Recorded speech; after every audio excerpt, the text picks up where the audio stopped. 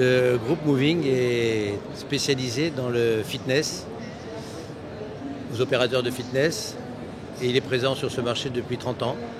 Nous sommes le plus ancien groupe opérant dans le marché du fitness en France et à l'international.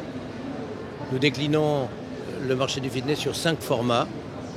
Un format généraliste, mixte, sous les marques Moving, qui est la marque historique, et la marque Garden Gym, qui intègre les mêmes services que les clubs Moving, mais sous une présentation différente, qui surfe sur la vague du bio, de l'écologique.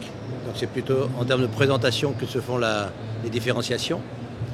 Nous avons également un troisième format exclusivement réservé aux femmes, sous la marque Lady Moving, qui s'inscrit dans des surfaces de l'ordre de 200 mètres carrés, en zone urbaine ou périurbaine, autour d'un circuit chorégraphié de 9 ou 12 machines.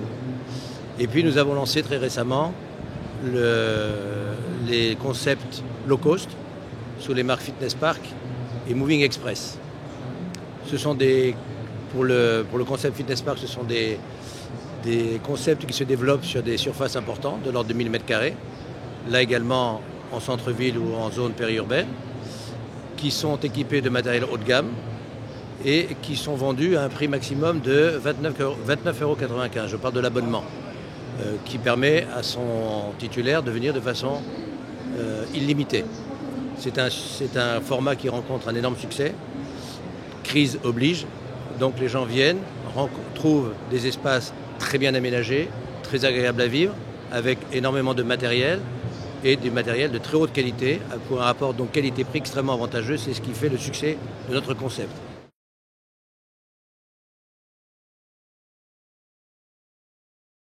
Aujourd'hui, nous avons un réseau composé de 160 clubs sur ces différentes enseignes, sur ces 5 enseignes. En termes de développement, nous continuons toujours, en termes de contrat de licence de marque, ce n'est pas exactement la franchise, c'est la licence de marque, à développer nos 5 formats. Nous traitons environ 1000 demandes par an.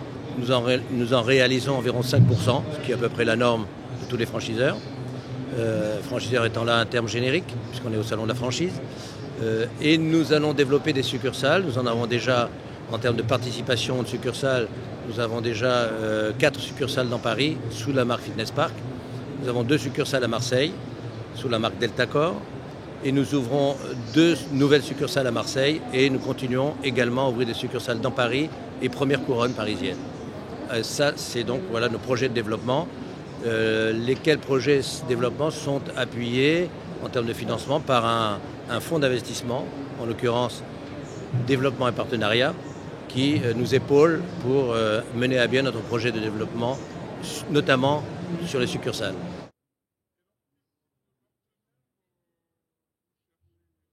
Globalement, je vous l'ai dit, nous avons 1000 demandes par an. Le salon de la franchise nous fournit à peu près un tiers de notre carnet de commandes.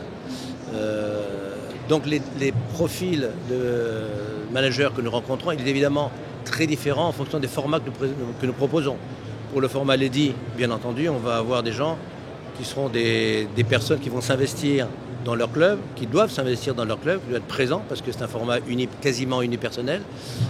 À l'inverse, pour le Fitness Park, on va avoir plutôt un profil d'investisseurs, des gens qui vont mettre de l'argent, puisqu'il faut, évidemment, les montants, les budgets en jeu ne sont pas les mêmes.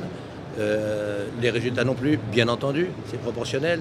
Donc on aura d'un côté des investisseurs ou des gens qui vont vouloir créer 1, 2, 3 clubs et qui auront les apports suffisants ou la surface d'emprunt suffisante.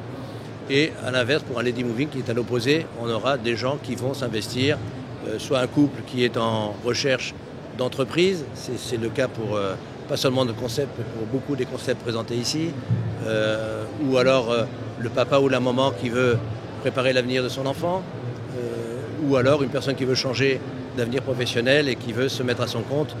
Là aussi, crise aidant et crainte du chômage aidant.